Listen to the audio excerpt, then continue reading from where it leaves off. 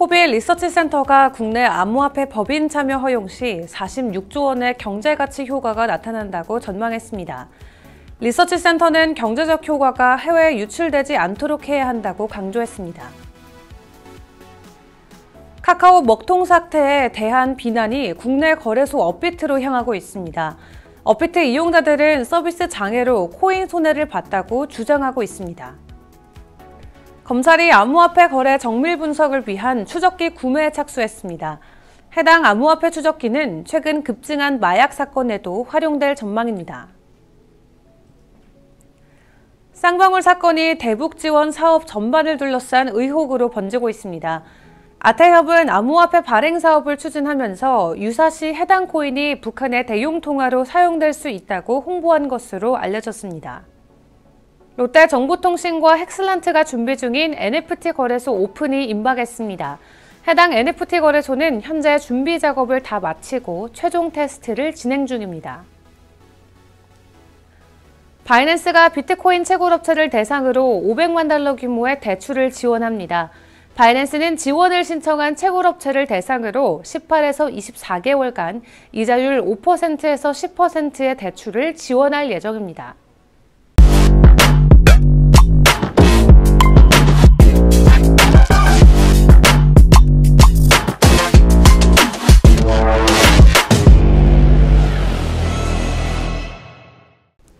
안녕하세요. 10월 18일 화요일의 블록체인 투데이입니다. 미국 암호화폐 규제 법안의 일부가 이르면 6개월 내로 통과될 전망입니다. 신시의 루미스 미국 상원 의원 같은 경우는 이 미국 CFTC가 상품으로 간주하는 암호화폐에 대한 규제 권한을 갖게 되는 내용이 추가될 것이라고 전했는데요.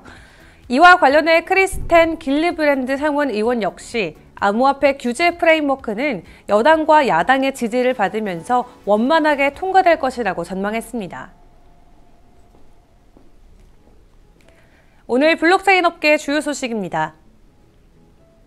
코비사나 리서치센터가 국내 법인의 암호화폐 투자 허용 시 4가지 긍정적 효과를 분석한 리포트를 발간했습니다.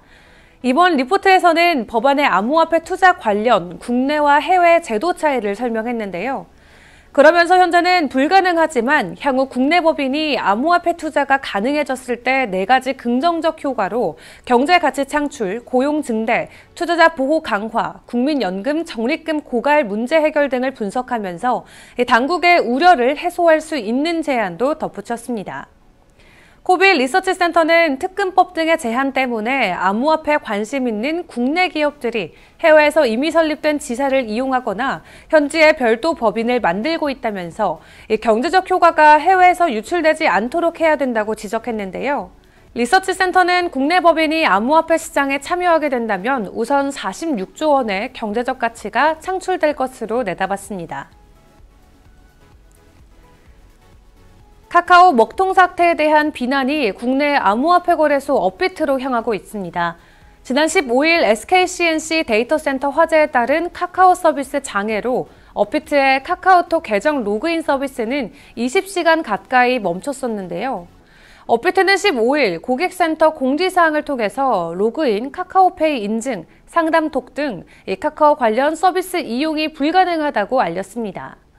업비트가 이번 사태에 영향을 받은 것은 카카오톡 간편 로그인 방식을 사용했기 때문인데요. 국내 5대 암호화폐 거래소 가운데 자체 계정을 활용한 로그인을 사용하지 않는 곳은 업비트일 뿐입니다. 또 업비트 로그인이 막히자 암호화폐 거래량은 급감했습니다. 15일 오후 3시 30분 기준 하루 거래대금 1조 3,400억 원이었지만 사고 발생 이후 16일 같은 시간에는 5,692억 원으로 절반 이상 줄었는데요. 이에 대해 업비트 이용자들은 서비스 장애로 코인 매도 및 매수가 불가능해서 손해를 봤다고 주장하고 있습니다. 업비트를 운영하는 두나무는 로그인 장애로 인한 손실 보상 여부를 논의 중입니다. 10조 원 이상 규모의 불법 외환 송금 사건을 수사 중인 검찰이 암호화폐 거래 정밀 분석을 위한 추적기 구매에 착수한 것으로 확인됐습니다. 비정상 외환 송금 사건 등에서 암호화폐 거래소를 거쳐서 빠져나간 수상한 자금 흐름을 쫓기 위한 것으로 보이는데요. 대검찰청은 서울중앙지검 반부패 수사 일부에서 사용 중인 암호화폐 추적 프로그램 구매를 추진하고 있습니다.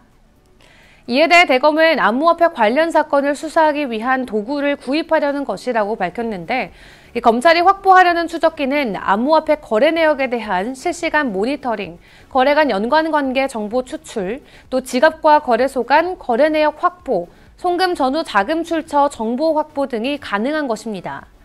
누가 언제 또 어디로 암호화폐를 주고받았는지 확인할 수 있는 장비인 건데요. 이 암호화폐 흐름 추적기는 최근 급증한 마약 사건에도 활용될 전망입니다.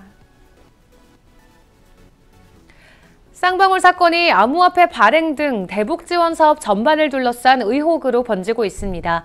쌍방울과 유착 의혹이 불거진 아태평화교류협회는 이더리움 블록체인 네트워크를 활용한 암호화폐 발행 사업을 추진하면서 유사시 해당 코인이 북한의 대용 통화로 사용될 수 있다고 홍보한 것으로 알려졌는데요. 정치권에선 북한의 암호화폐 활용법을 소개했다가 감옥에 간 이더리움 개발자 버질 그리피스와 이번 의혹 사이의 연관성을 의심하는 목소리도 나오고 있습니다. 특히 아태협이 지난 2019년 암호화폐 10억 개를 발행해서 태국 암호화폐 거래소에 상장시켰다는 보도가 나온 직후 검찰의 압수수색이 전방위로 진행돼 대북 코인 의혹에 대한 수사도 병행되고 있는 것이 아니냐는 추측이 나오고 있는데요. 이와 관련해 향후 수사가 아태협 코인 사업과 또 쌍방울 대북 사업 과정에서의 자금 해외 송금 의혹 등으로 확대될 것이라는 관측이 나오고 있습니다. 롯데정보통신의 자체 NFT 거래소 오픈이 임박했습니다. 관련 업계에 따르면 롯데정보통신이 개발 중인 NFT 거래소는 현재 준비 작업을 거의 다 마치고 최종 테스트를 진행 중인데요.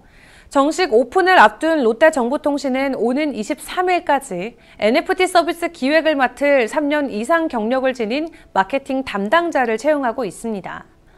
롯데정보통신과 함께 NFT 거래소를 만들고 있는 헥슬란트 관계자는 준비 작업이 99% 완료됐고 또 최종 테스트를 진행하고 있는 상태라며 멀티체인을 지원할 예정으로 일단은 이더리움과 클레이튼, 폴리곤과 호환하고 있다라고 전했는데요.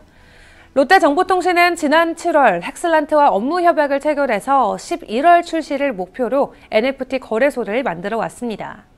또한 롯데정보통신은 지난 8월 구먼드라는 블록체인 기반 암호화폐 지갑 상표 출원 신청서를 제출한 바 있는데 암호화폐 지갑 역시 NFT 거래소와 함께 11월경 출시될 것으로 알려졌습니다. 글로벌 암호화폐 거래소 바이낸스가 비트코인 채굴업체를 대상으로 $500만 규모 대출을 지원합니다. 바이낸스는 지원을 신청한 채굴업체 대상으로 18에서 24개월간 이자율 5%에서 10%의 대출을 지원한다고 최근 발표했는데요. 바이낸스는 낮아진 비트코인 시세, 높아진 채굴 난이도와 또 에너지 단가 등 채굴업체들이 어려움을 겪는 점을 감안해 대출 지원을 결정했다고 합니다. 실제로 최근 사업 지속에 어려움을 겪는 암호화폐 채굴 업체들도 나타나고 있는데요. 지난달 파산한 컴퓨트노스, 현금 창출을 위해 $100만 규모 지분을 매각한 아이리스 에너지, 또 조지아 지역 사업장을 폐쇄한 컴패스 마이닝 등이 일례입니다. 바이낸스의 메이플 파이낸스도 암호화폐 채굴업자를 위한 대출 지원 프로그램을 발표했는데요. 메이플 파이낸스 측은 은행 등 전통 금융업권이 비트코인 채굴업체와 거래하길 꺼려해서 다른 선택지가 마땅치 않다라고 전했습니다. 최근 일주일간 상위 12개 브릿지 중에 10개에서 거래량 감소가 나타났습니다. 구체적으로는 아발란체 브릿지가 59.4%, 옵티미즘 브릿지가 26%, 또 아비트럼 브릿지가 22.7% 감소했는데요. 더욱더 자세한 비트코인 전망과 차트 분석은 정오에 방영되는 블록체인 투데이 플러스에서 함께 하겠습니다. 그럼 소통의 시간에 만나요. 안녕!